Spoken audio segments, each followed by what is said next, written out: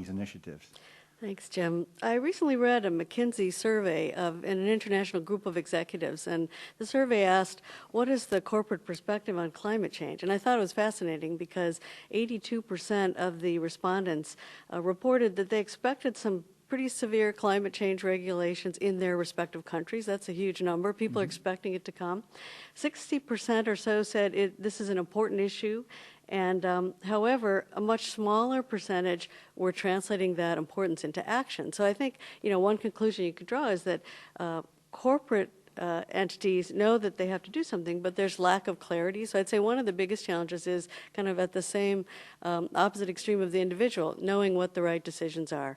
And so I would break down the question that you asked about metrics and ROI kind of into three issues. The one, which is of particular interest, I would assume, to people in the IT sector specifically, is this question of metrics, because we assume that building information modeling will become a fundamental part of the design and ultimately facilities management practice. So based on that, one of the powers of BIM is its twofold ability. One, to create a lot of data, and that's been found, actually, speaking of ROI, to create field savings for new projects. So we're already seeing that BIM can produce an ROI in the field for construction. And the second big aspect of BIM is its ability to create data, which is useful for analysis.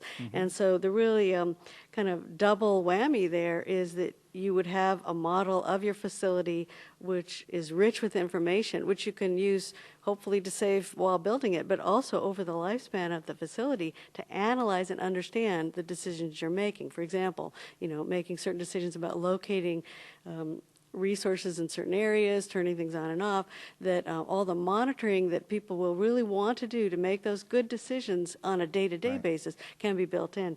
But that's a challenge in terms of how do you manage that? Sure. When faced with all that data, that's a big issue for the technology providers like Autodesk, but also for the facilities managers and the IT professionals to make that data available to people at an individual or department level so they can make those good decisions. Yeah, good. And also the standards is the last thing I just want to mention, because Autodesk has worked closely with entities like the GSA to specify what they want to get from their contractors so that the data they get will be useful. So that So we need the standards. the standards, Yeah, yeah. good. Good, thanks.